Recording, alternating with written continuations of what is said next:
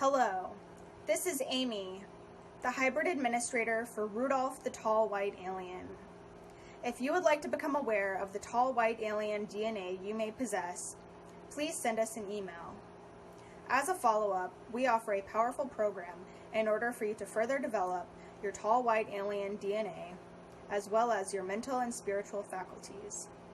These are crucial developments so that you may safely avoid any worldwide catastrophe, such as the looming pole shift. Please send a short inquiry with any questions you may have to rudolphofgermany@gmail.com. Rudolf and I both check these messages personally and respond to them. Thank you. Stay safe and stay aware. Amy.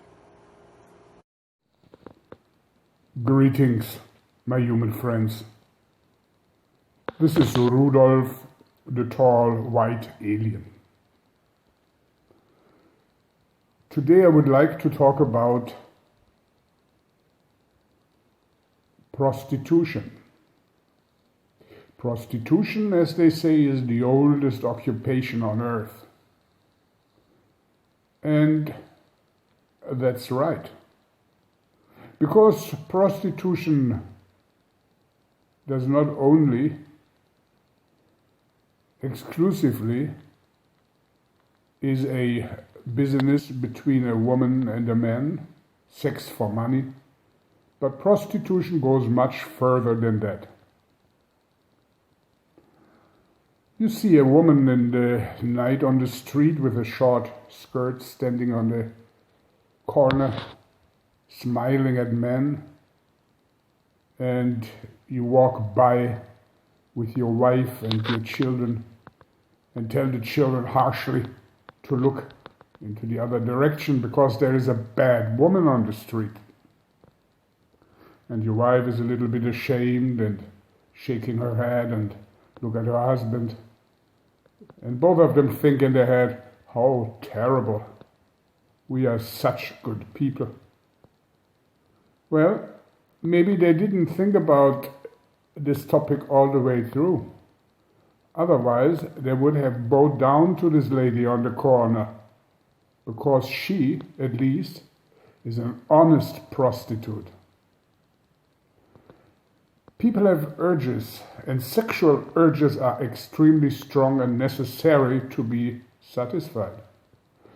And not all men or women have a partner, and not all men or women have the opportunity to satisfy these natural urges without paying for it. For that there are prostitutes. Prostitutes, and many of them are women. They give whatever they can, body-wise, in order to make somebody else happy. And in exchange they get a certain amount of money which they need. It's a business exchange. She gives what a man needs, and he gives her what she needs. What could be more honest? But I think that far you understand, and maybe you have agreed with me already. I want to go a little bit further than that. I want to include the whole society of humans into it and ask you a question. Who is not a prostitute? Aren't you also going out on a daily basis to sell your labor, to sell your skills and knowledge to others for money? Don't you also go out and in the hope that you give as little as possible and get the maximum for it? And if some of you are maybe even self-employed, have a business and are successful, learned how to give the minimum and gain the maximum, aren't you also kind of prostitutes? Isn't anybody who is selling his labor, his time, 8 hours a day to a boss, being the slave, and the boss can tell him, go there, do this and that? Isn't that person not also a prostitute, just selling his skills, his physical work and labor, not his body in the form of sexuality. But isn't that person also selling a part of himself? Yes, my dear friends, if you look into it a little bit deeper, you will agree with me. Everybody who has to sell something about him to gain money is a prostitute.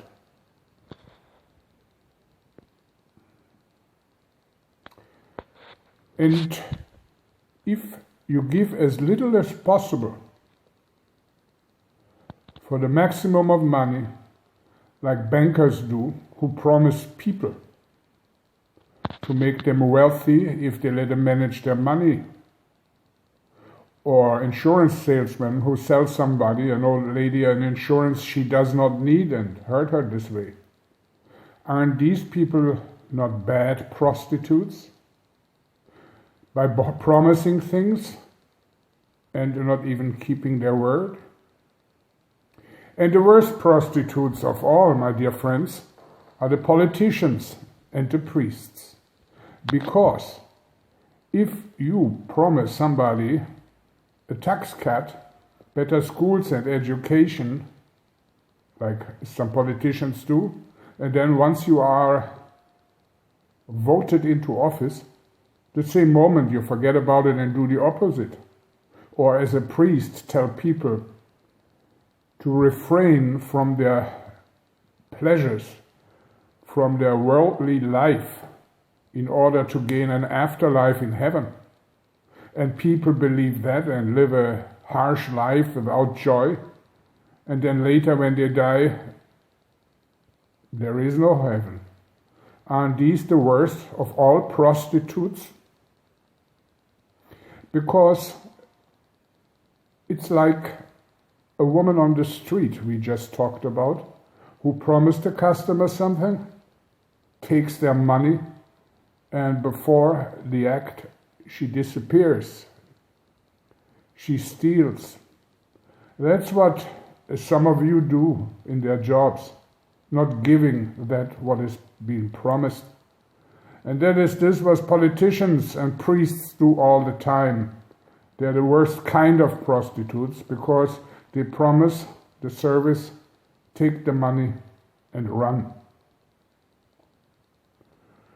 Yes, anybody who works for money is a prostitute, and there are good ones and bad ones. And I'm not judging them. I'm not judging you. Because if you need to work for money, then at least do a good job. But there is one more class of people who are worse than prostitutes, and these are freeloaders and misers. These are people who don't even offer any kind of service at all and expect society to give them something for free. I myself have many examples of humans who expect things for free. Just one example, I offered a DNA enhancement program. And there are many people who are afraid, for example, of the pole shift or the coronavirus, and were absolutely convinced that now Carl or Rudolf, depending how they look at me, is going to help in the case of the coronavirus, for example. They sent us letters. I would like to have a DNA enhancement. I would like to know, where does the virus hit? Am I safe? Can you bring me to a safe spot? Can you let me, when times get dangerous, come to your sanctuary? This is the serious questions people ask. But where is their contribution? Let me tell you, many people applied, and we asked them, okay, what are you going to give us as compensation? Because a fair deal is always a giving and taking, correct? That's what any proper prostitute would do. And their silence. Yes, there is a group of humans who are worse than prostitutes. These are the people who expect something for free. They are the ones who want energy, work and labor and effort of others and give absolutely nothing back. These are not prostitutes. This is the lowest class of misers and freeloaders, and we have a lot of them on planet Earth here. Dante Alighieri, the philosopher from Italy, wrote a book, The Divine Comedy.